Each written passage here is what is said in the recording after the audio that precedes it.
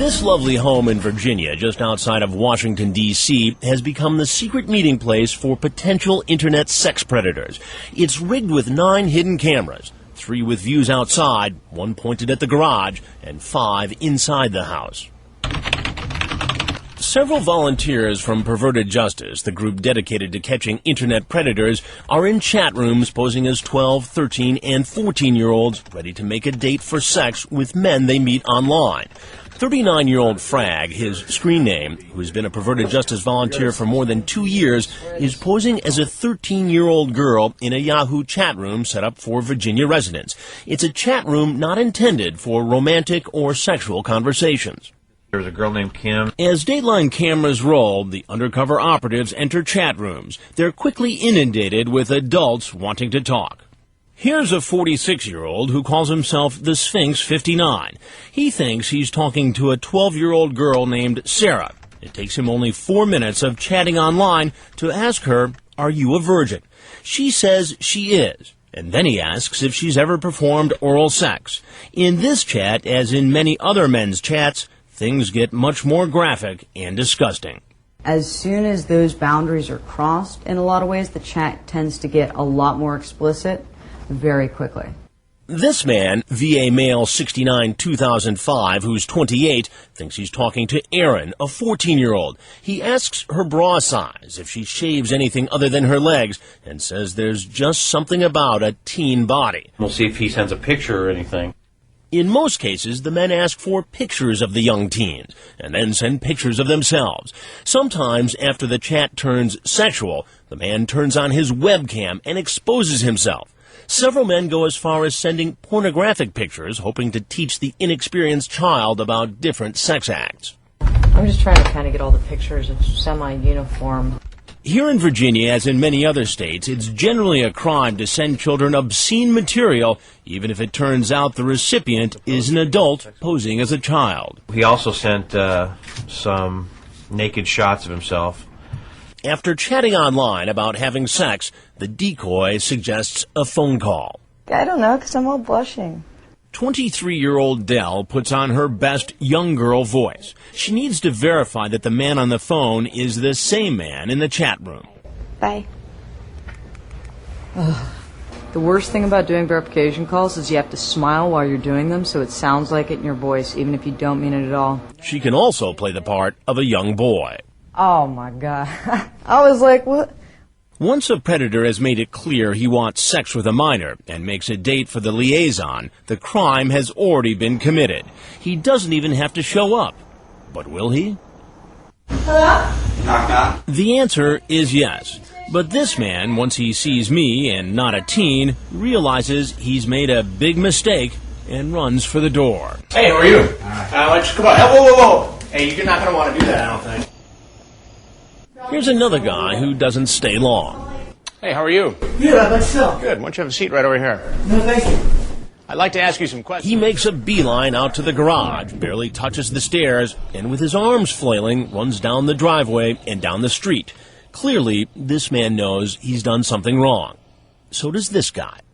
I'm sorry, see, this is all myself. No, I want to talk to you for a minute. I'm sorry. No, I want to talk to you. No, I'm sorry. He also makes a run for it, but he didn't come in a car, so he keeps running and running, presumably back to a bus station, trying desperately to hide his face. It may look funny, but what these men had in mind based on their internet chats was anything but. Most of the online conversations were so explicit we can't even begin to show you. Yeah, come on in and sit at the counter. I've got some water and some chips there for you if you want them. Remember the Sphinx 59? He thinks the girl in the house is a 12-year-old virgin, home alone, and willing to perform oral sex. But like many other men you'll meet, he's in for a big surprise when I walk out. Some think I'm the child's father. Others apparently believe I'm with law enforcement. One thing's certain.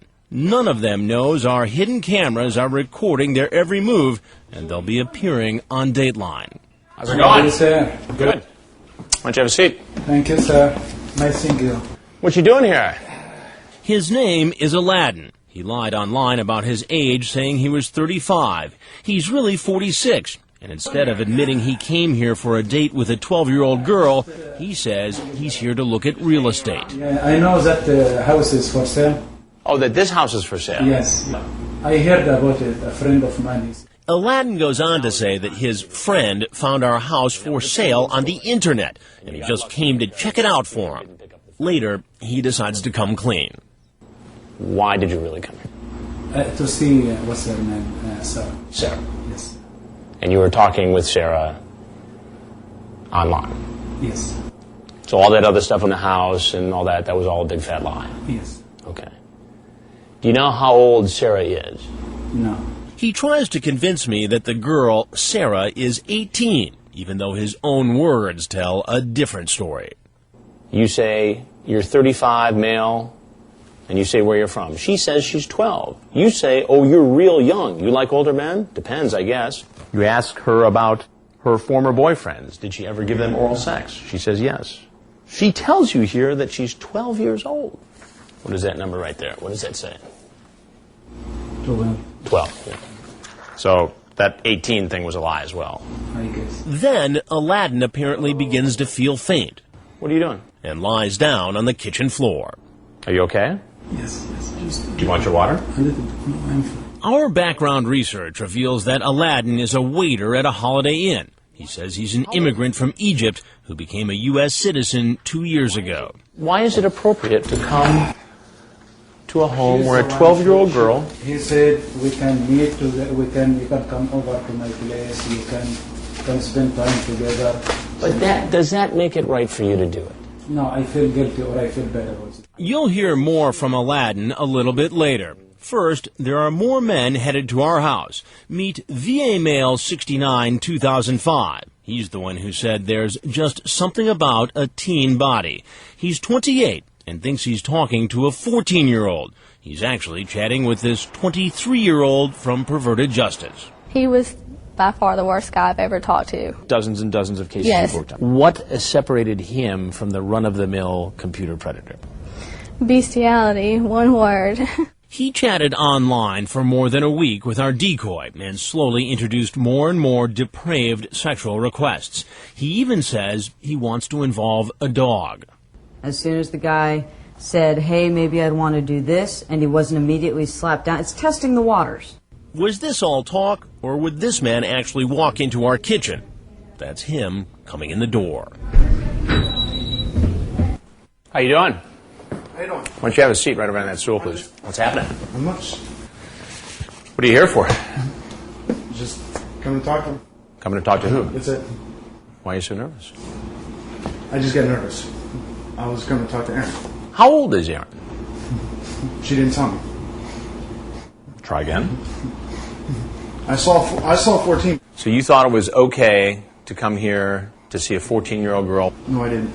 and you say, would you ever try anal? Ouch, that's like it could hurt. Not if done right. You have to be very gentle with that. Quite a Romeo. I'm a lonely guy. What can I say? He's more than just a lonely guy. We did a background check on VA Male, and it turns out his real name is Joe Wunderler, an Army sergeant stationed at Fort Belvoir at the Intelligence and Security Command. I've never done anything. I'm trying to get help with it. What are you doing to get help? Seeing a psychiatrist right now. Well, it doesn't look like it's working too well based upon all this. I just started talking to him. I mean, this gets pretty freaky here. You talk about sex acts with a dog. It's one of the reasons why I'm trying to get help, because I've gotten into fetishes that I know aren't right. I guess you're going to tell me next that this is the very first time you've done something like this. Actually, it is. I'm serious. True or not, remember, this guy tried to entice a young teen into depraved sex acts. It only takes one encounter to harm a child forever. We set aside 3 days to see how many men would actually show up at our undercover house. To keep track of our appointments, we set up a bulletin board. It didn't take long to fill up our calendar. Total today? 1, 2, 3, 4, 5, 6, 7, 8, 9, 10 so far. Some came bearing gifts like beer, condoms, and a pornographic tape. One man brought shoes and dinner, just what the decoy ordered. You may not think that's significant, but Lieutenant Jake Jacoby, who runs a child services unit here in Virginia, says during undercover stings, it can help get convictions. At times when they show up, we like to have them either bring us something or do something so we can show that they're doing specifically what we asked them to do. Shows intent. It helps, yes. The men who show up at this house looking for a liaison with a child come from very different backgrounds, and as our investigation unfolds, you might be surprised at just how diverse our group gets. Some hold very prominent positions, more prominent than you'd ever imagine. What do you do for a living?